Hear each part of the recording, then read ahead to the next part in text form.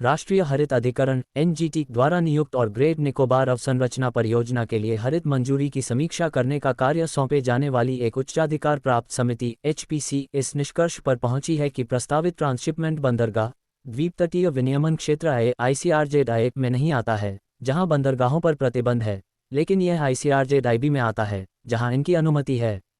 पृष्ठभूमि: ग्रेट निकोबार समग्र विकास परियोजना की परिकल्पना नीति आयोग द्वारा की गई थी और इसकी प्रमुख योजना में अन्य सुविधाओं के अलावा एक अंतर्राष्ट्रीय कंटेनर ट्रांसशिपमेंट टर्मिनल का निर्माण भी शामिल है। चाबी छीनना: एनजीटी की विशेष पीठ ने अप्रैल 2023 में ग्रेट निकोबार परियोजना की पर्यावरणीय मंजूरी के खिलाफ एक चुनौती पर सुनवाई करते हुए एचपीसी का गठन किया था। एनजीटी ने कुछ अनुत्तरित कमियों को दूर करने के लिए पर्यावरणीय मंजूरी पर फिर से विचार करने के लिए एचपीसी का गठन किया था। विशेष पीठ ने आदेश दिया था कि जब तक उच्च स्तरीय समिति अपनी रिपोर्ट नहीं दे देती, तब तक कोई और काम नहीं होना चाहिए। जिन मुद्दों पर उच्च स्तरीय समिति को पुनर्विचार करना था, उनमें 4518 प्रवाल कॉलोनियों की सुरक्षा, परियोजना के पर्यावरणीय प्रभाव का आकलन करने के लिए सीमित एक मौसम आधारभूत डेटा संग्रह तथा परियोजना घटकों का पारिस्थितिकी दृष्टि से संवेदनशील आईसीआरजेड क्षेत्र में आना शामिल थे। कोरल कॉलोनियों के बारे में एचपीसी ने कहा कि वह 20,668 कोरल कॉलोनियों में से 16,150 को स्थानांतरित करने की भारतीय प्राणी सर्वेक्षण की सिफारिश से सहमत है। शेष 4,518 के लिए, जिनके लिए कोई योजना नहीं बनाई गई थी, एचपीसी ने उन्हें स्थानांतरित करने के लिए कोई भी निर्णय लेने से पहले अवसादन भार और अवसादन की दर का विश्लेषण करने के लिए 15-30 मीटर की गहराई से निरंतर अवलोकन का निर्देश दिया।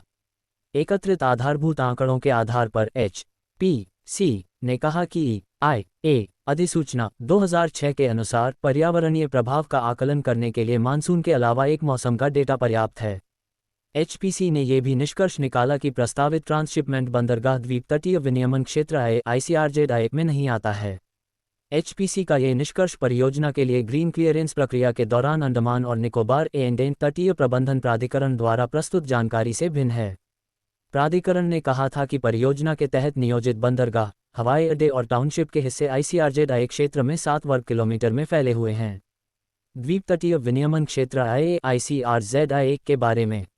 आईसीआरजेड क्षेत्रों में पारिस्थितिकी दृष्टि से संवेदनशील क्षेत्र जैसे मैंग्रोव, प्रवाल और प्रवाल भित्तियां, रेत के टीले, कीचड़, समुद्री पार्क, वन्यजीव आवास, नमक दलदल, कछुओं के घोंसले के मैदान और पक्षियों के घोंसले के मैदान आदि शामिल हैं। इस क्षेत्र में केवल इको पर्यटन गतिविधियों जैसे कि मैंग्रोव वॉक और प्राकृतिक पगडंडियां, रक्षा और रणनीतिक परियोजनाओं में सड़कें और सार्वजनिक उपयोगिताएं केंद्र शासित प्रदेश और केंद्र से परमिट के साथ अनुमति दी गई है। अंडमान और निकोबार द्वीप समूह के बारे में अंडमान और निकोबार द्वीप समूह 836 द्वीपों का एक समूह है, जो 150 किलोमीटर चौड़ी 10 डिग्री चैनल द्वारा दो समूहों उत्तर में अंडमान द्वीप समूह और दक्षिण में निकोबार द्वीप समूह में विभाजित है। ग्रेट निकोबार निकोबार द्वीप समूह का सबसे दक्षिणी और सबसे बड़ा द्वीप है, जो बंगाल की खाड़ी के दक्षिण पूर्वी भाग में मुख्य रूप से उष्णकटिबंधीय वर्षावन का 910 वर्ग किलोमीटर का विरल रूप से बसा हुआ क्षेत्र है।